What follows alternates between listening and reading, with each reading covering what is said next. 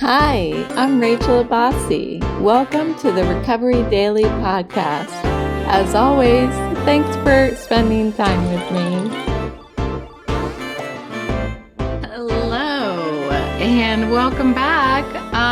Today I'm going to be talking, this is part 3 of step 4, and I'm going to be talking about my role in my resentments. So as I was going through, like, where did I wrong other people? I thought, this sucks. And I haven't done it for a while. So I was thinking back to, like, the point of this is putting out of our minds the wrongs that others have done to us. So if you've watched part 1 and 2, I was looking at character defects, and then part 2, I was going through the list of like people that pissed me off. I didn't name them specifically, but I was talking in general about organizations, different types of people, I guess, more so than me listing people. I do have relationships that I want to keep. But this part is going to be talking about getting past the wrongs that I feel others have done to me. Sorry, I just finished my smoothie. I know better than that, but so I got a little burpy. Putting out of our minds the wrongs that others have done to us, and then we resolutely look for our own mistakes. Where have I been selfish, dishonest, self-seeking, or afraid?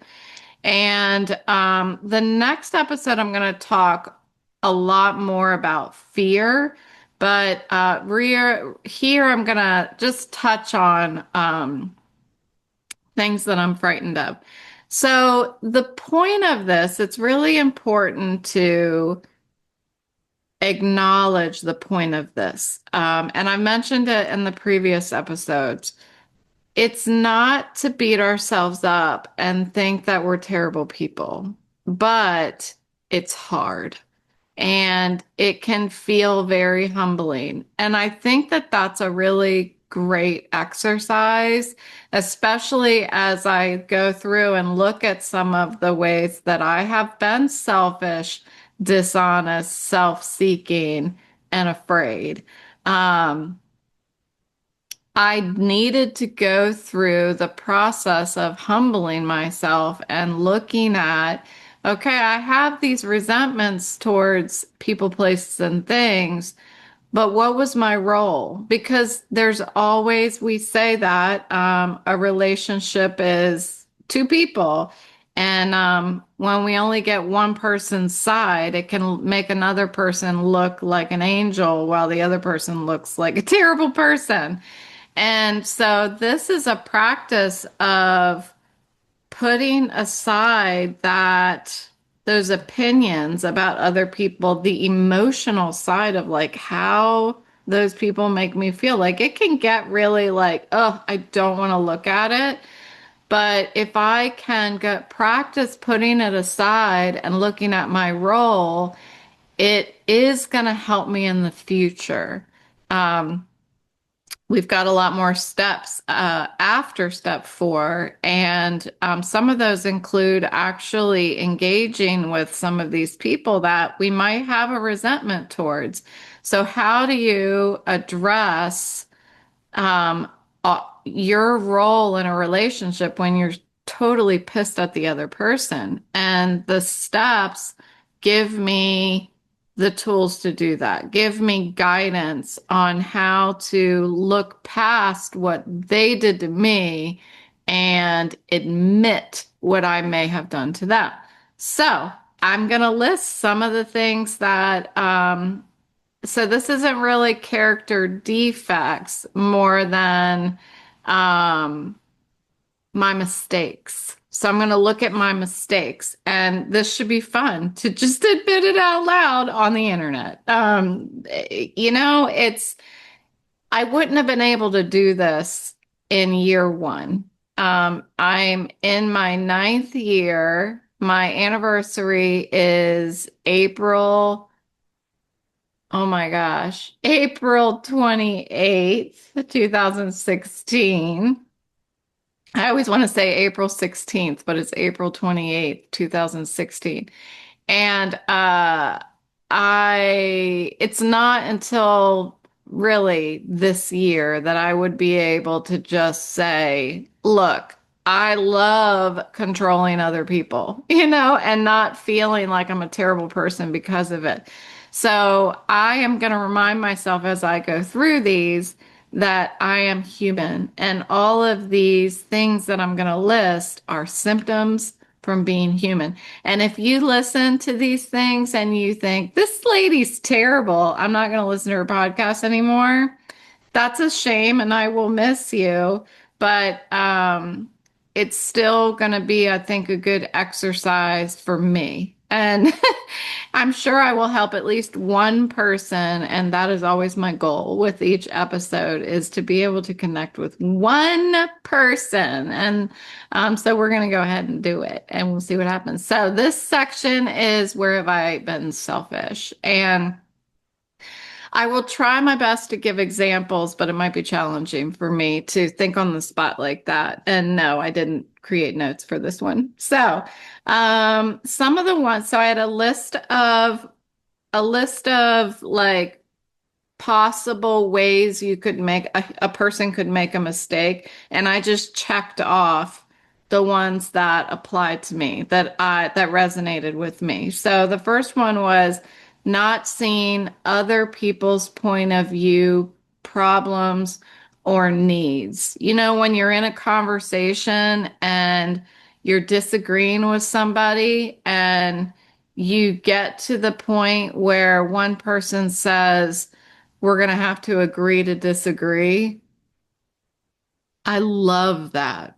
I love that because we don't have to understand somebody's point of view, but it's being willing to accept that they have a different point of view.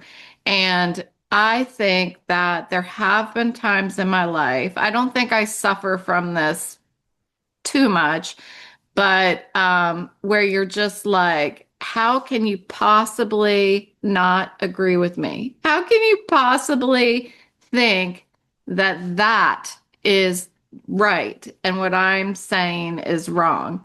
And it's not my job to understand the way somebody else thinks, but what I think that is an important skill to learn is to be able to accept that somebody else thinks differently.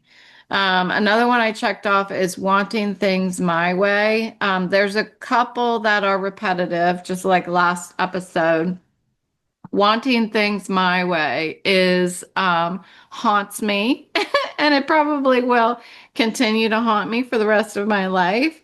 I There's a reason why I've mentioned this before. There's a reason why it was important to me to become in a manager role at my job, because I wanted things my way. And that's not I don't I think it can be a problem in different scenarios. And I was even in a scenario that will forever stick in my mind, where I was in my manager role and I had an employee that was not one of mine that disagreed with a decision, well, with my opinion. And so I was I was straddling that line of, where do I stop being a manager and making a decision despite what that other person thinks, because I want things my way, and actually saying, it doesn't matter what my role is here. What is the best decision for the company, or fill in the blank? So wanting things my way is challenging, I think, even when you're in a people leader position at work. I think it's important to humble, to humble yourself and recognize that all of these people around you have been hired for their expertise in a certain field. And if I am manager, that does not make me an expert in everybody's field. It's just my job to be able to discern the information that's coming at me and make decisions about what's the best decision for the company. Um, Outside of work, wanting things my way, poo, that's something that I think I spoke recently to you all about when my husband gives me suggestions on how to maybe cook something a different way. Like say I'm cutting something and he has a recommendation for a better knife. So we have a whole knife set, which is the best knife to cut this food. And if I'm using knife number one and he says, this might be a better way for you to cut, I feel my jaw clench because I want to do things my way. And I, from this step, it opened the door for me to start being willing and open. Um, Another thing I checked off was wanting what others have. And I can't help it. I get jealous. Period. I get jealous. Like when I see somebody dressed a certain way, like I want that. I want that. If I see somebody with a really nice car, say a Corvette, my favorite kind of car, I want that. If I see somebody with a golf cart, I want that. But I think that that's fine. I think it's fine to want things as long as I don't forget to be grateful for what I already have.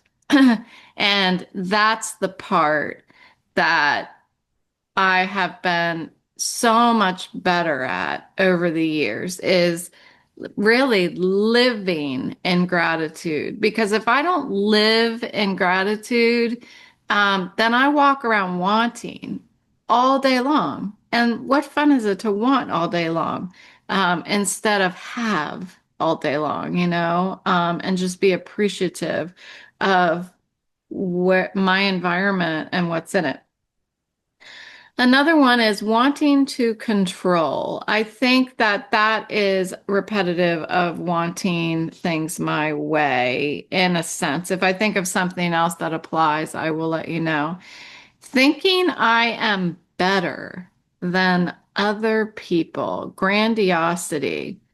Yeah, isn't that terrible?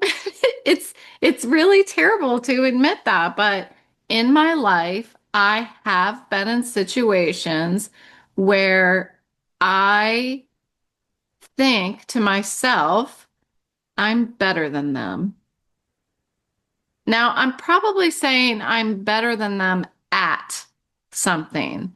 I don't believe I have ever thought that I'm a better human being than anybody else. But I think that if I'm being completely honest, and that's what this is all about, is for me to be honest and share so that other people listening can think, have I ever thought that? And get honest with yourself too. I feel like I have been in situations where, oh, I have a great example. I one year decided that I was going to apply for a part-time job at Kohl's over the Christmas season. Okay. And I had a full-time job. I've always wanted to work in a department store. I know it's odd, but I've always wanted to work in a department store and like fold the clothes and like, I don't know, just be in that environment. Not just for the sales, but I just wanted to be in that environment. Anyway, I applied for Cole's position and there was like everybody came in at this certain time and they like briefed everybody who had applied and said, this is what you would be doing. I think so that if anybody wanted to opt out, they could. So, like, say, never mind, I don't want to work here. And so while I was sitting there in the meeting, like the orientation, I was thinking, I've definitely got the job. That's what I was thinking. I definitely have the job. Why wouldn't they hire me? I am a career woman. I'm dressed nice. I take care of myself. Why wouldn't they hire me? Well, guess what? They didn't hire me. And I have a feeling the reason they didn't hire me was because I was not gonna be um, I was probably risky because I had a full-time job. That's what I'm thinking. Um, and maybe that's still part of the grandiosity. Like, why didn't they hire me? I was the perfect choice. But I wasn't the perfect match for what they were looking for. And it's not like they were hiring one person, they were hiring multiple people, and they did not hire me. So that idea that I am better was proved wrong to me in that situation. And it was a humbling experience. I think it's good when I experience something like that, when I feel cocky and then I don't get it. Um, that teaches me a lesson for sure. The next thing I checked off was wanting to be the best. So that is quite the opposite, right? It's not thinking I'm the best, but wanting to be the best. And that is something that I still struggle with. And I don't know if I always will struggle with it, but it's like, I want to be number one. There's a chapter in our big book of Alcoholics Anonymous that talks about the language in the big book is always geared more towards men just because of the age that it was written. But it says that at some point, all men thought that they wanted to be the number one man, like the president of the United States. And I was thinking, whenever I hear that chapter, the first thing I think of is, yes, my son did for a time want to be the number one man. He wanted to be the president. He knew everything there was to know about presidents, their wives, where they were born, how many children that he was like the trivia master on presidents.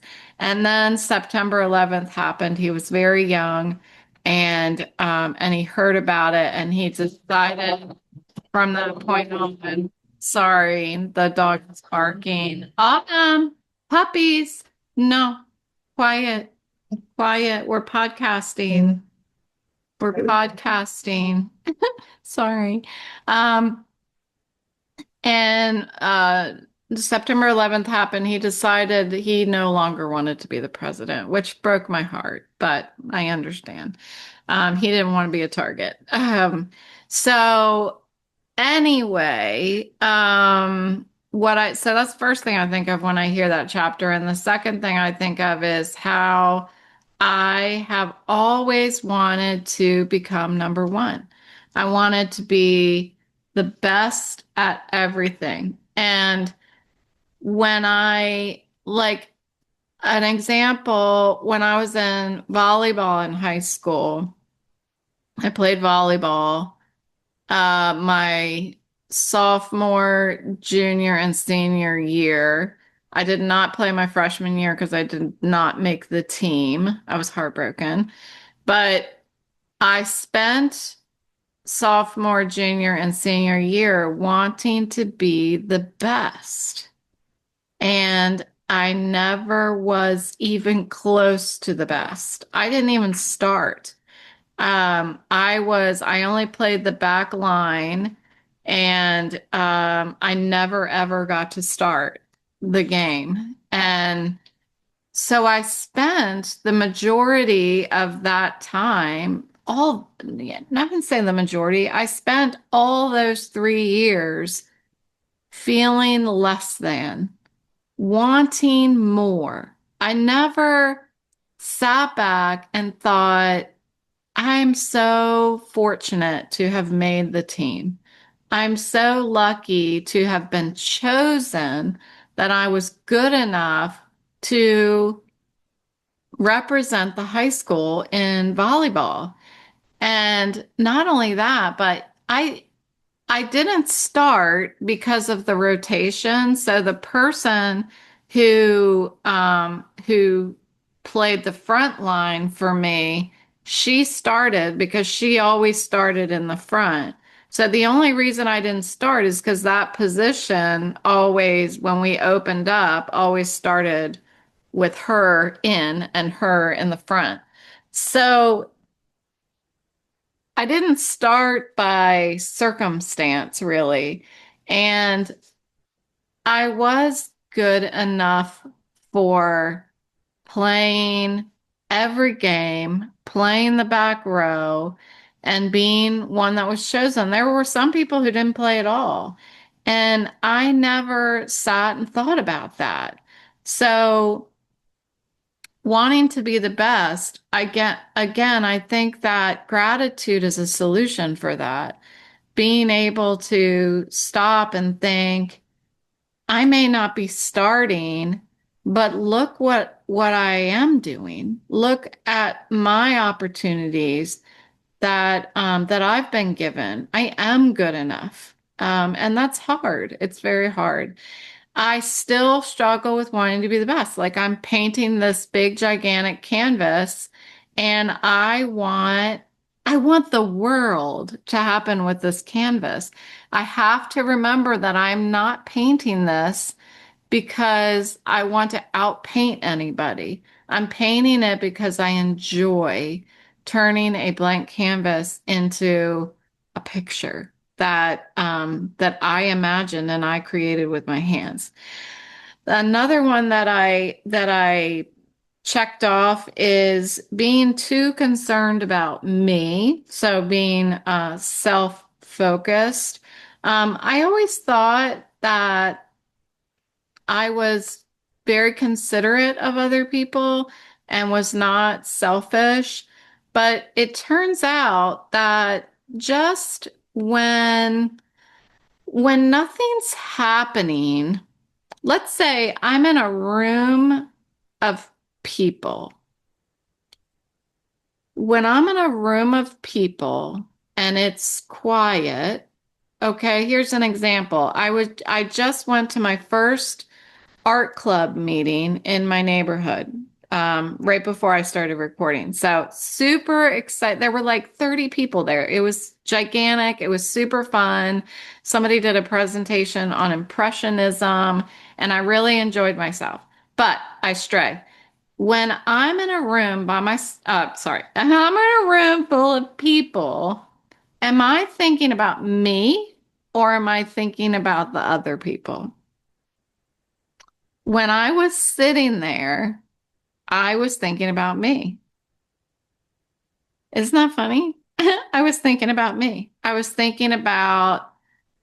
feeling sorry for myself slightly because everybody else got to look at the TV in the presentation and I had to look down.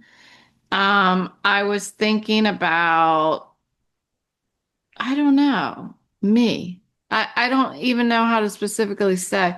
I wasn't going around. There were times that I was looking around and thinking things like, oh, that lady has a really nice sweater on. I bet she crocheted that. She must be a crocheter. So I started, but then it would come back to me. I'm a crocheter. I'm crocheting a tank top right now. I am, I really am. And it's just like, I mean, that's kind of a poor example maybe because I can't expand on it, but when I'm around people, am I thinking about me or am I thinking about other people? I have felt that shift since I got sober. Not even just since I got sober, but like over the past 4 or 5 years, I've seen it shift where I'm being more thoughtful about other people's needs and requirements rather than my own. And I think part of that is because I've been in recovery, in stroke recovery, vestibular recovery. And I'm constantly hearing other people share their experiences. And it's drilling into me that everybody's got their thing. Everybody's got their challenges and stuff. And it's important for me to be cognizant of that. Some more things I have checked off. I probably can't spend as much time as I am on all of these because we would be here for 2 hours. So I'm going to list off a few of them. Wanting to look good or be liked, that's a big one. Concerned with only my needs, that's kind of a repeat. And then we get into the dishonest section. Not seeing or admitting where I was at fault. Like, oh, not just, how hard is it to just say, and you don't have to say I'm sorry, but acknowledge I didn't do that right. I shouldn't have done that. Like, that's it. It's so freeing. I'm telling you, it is so freeing. The other day, yesterday, I think, I was outside. So we just have a sheet of ice on our backyard still. And there's one area where my husband dug a path with the shovel. And when he first did that a week ago, I said to him, I don't think that that's necessary. The reason why I said that is because I really didn't want him to outdo himself. I just want him to be I don't want him to hurt himself or anything like that. But I was thinking, well, the dogs are just going to go to the bathroom wherever. It doesn't matter where you dig. And I said that to him. And lo and behold, a week later, that path that he dug out, that's the only place where the dogs poo poo and potty. So it's gross. It's gross. And I said to him yesterday, I came inside. It's so much easier for the dogs to go there because he dug, there's a little bit of traction.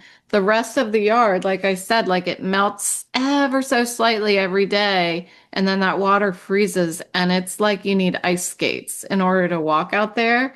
And so I came in yesterday and I said, I was wrong about digging a spot for the dogs. They really have been benefiting from having that path that you dug. And so we have a joke around here where he says, nobody listens to me because it happens so frequently. Not just me, but the kids. Like he'll say something, he'll give his best advice, and we're all like, man. And so once like it comes back around and we're like, you really did know what you were talking about. He goes, no one listens to me. So that's what he said. No one listens to me. Um, but it's like admitting this says admitting when I was at fault, and I'm more expanding on that as admitting when I was wrong. I don't know if those are two different things, but just being able to say to someone, good on you. It's not about like putting myself down, but encouraging somebody else that actually knew what they were talking about, and I didn't give them that respect. So giving them that respect later on, I think is important.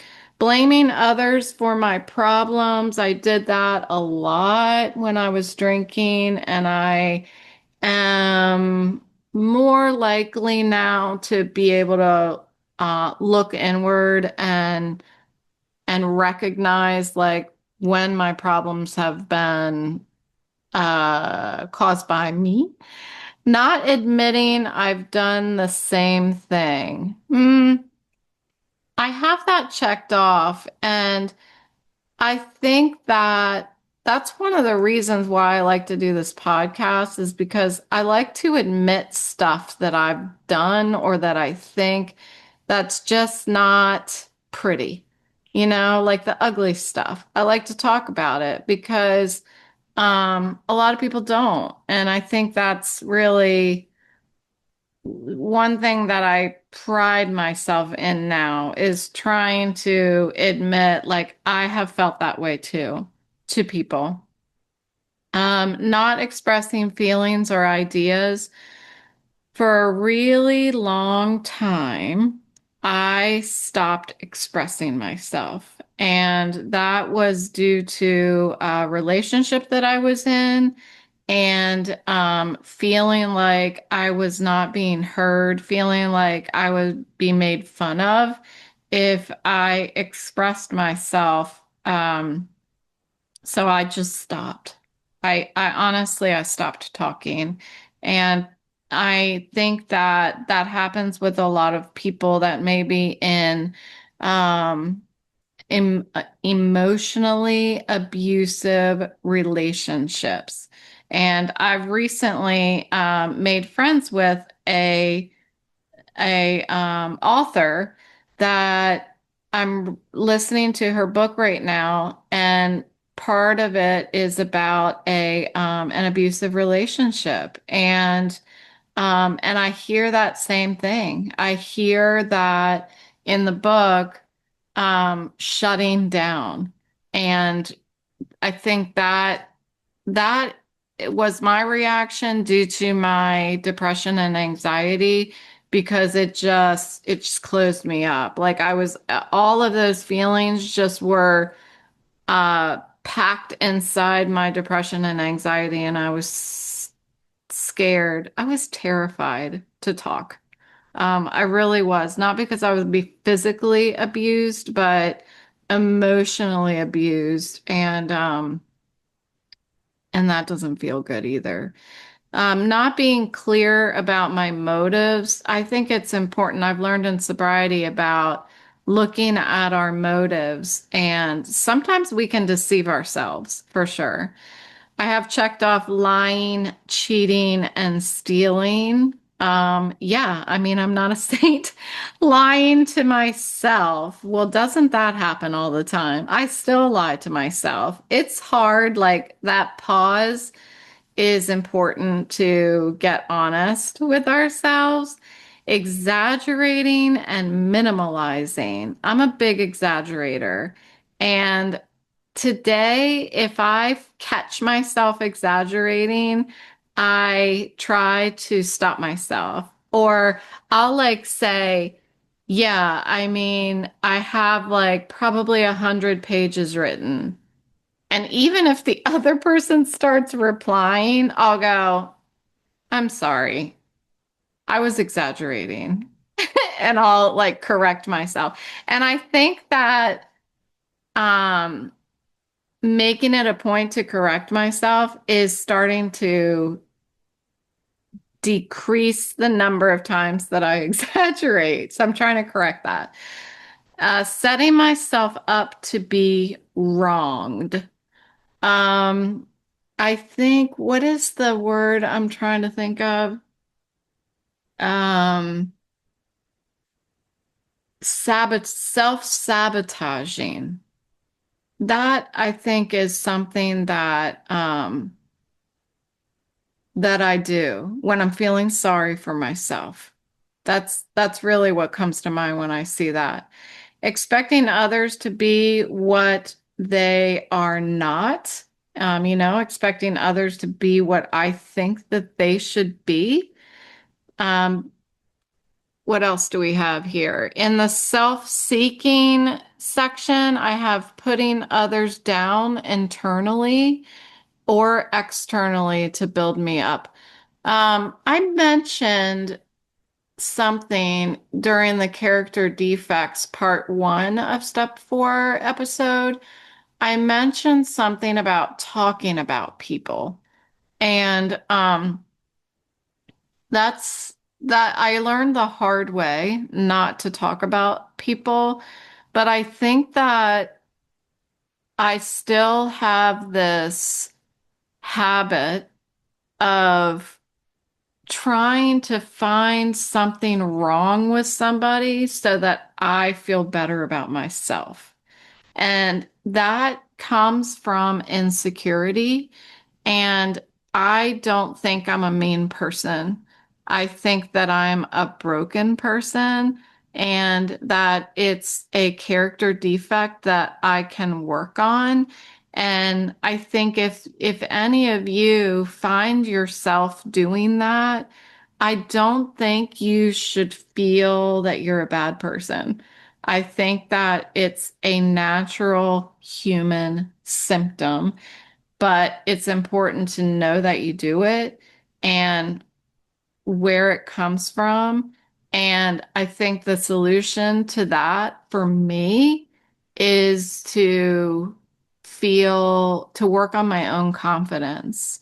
The more that I work on my own confidence, the less that I feel I need to compare myself to other people. Getting revenge when I don't get what I want. Why did I check that off? Getting revenge for when I don't get what I want. I think the only thing that comes to mind with getting revenge, that doesn't sound accurate for me. I think it would be that protective reaction when I don't get what I want. And I mentioned that the other day, like either closing down, like revenge is the opposite of what I do. I will close down if somebody tries to tell me. I remember my boss used to tell me what to do. And and it wasn't what I wanted. And I would just, oh, it was so hard. I could feel myself like, I could feel my temperature going up because he would not listen to me. And I had to respect him. He was my boss, but man, it's hard sometimes.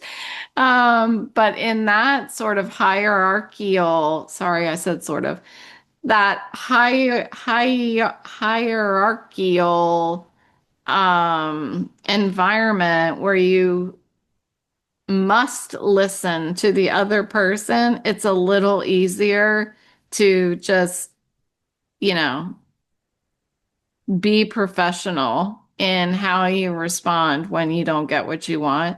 And I think that if you can practice that professionally, that can carry over into your personal life. But it's hard. It's hard when you're not getting paid to be professional in your private life and you don't get what you want.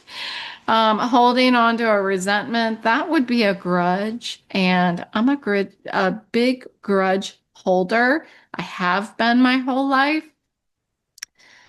But I am proud to say that forgiveness is something that I learned in my sobriety program, and it has helped me immensely with letting go of grudges because the only one suffering is me. So I get to make a decision. Am I going to forgive or am I not? And either way, if I forgive or I don't forgive, it all comes down to one decision and then I let it go. And and then I'm no longer holding the grudge anymore. So I feel that I'm very well practiced at that right now. I've had some very challenging situations in this late sobriety where I needed to let go of something. And so I had to make that decision. And probably one of the most difficult forgivenesses I've had to do. Um, was just over the past 2 years. And it took me 2 weeks from the moment that I found out about the hard thing that I needed to accept. And it took 2 weeks for me to process. And I felt anger. I felt sadness. I felt so many different emotions. And it was very much like the grieving process. And I have a whole, I don't know if it was a series that I did on the grieving process, but I'll see if I can dig that up again and maybe re-record that. But it was just like the grieving process. And then after the 2 weeks, and I didn't know how long it was going to take, it just happened to take 2 weeks. And then I got to the point where I was like at that pinnacle. Am I going to forgive or am I not? Because I can't stay where I'm at. I can't stay with one foot in and one foot out. I need to decide if I'm going to forgive or not. And if I do forgive, then I get to let it go. If I don't forgive, then I've made the decision and I still let it go. So I decided that I was going to forgive and I let it go. And for me, it was the best decision I could have made for myself. I've done a couple other tough forgivenesses, and they've all been, when I choose to forgive, I definitely learn a whole lot more.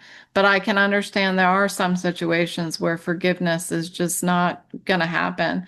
And that's fine too. Everybody gets to choose their own path.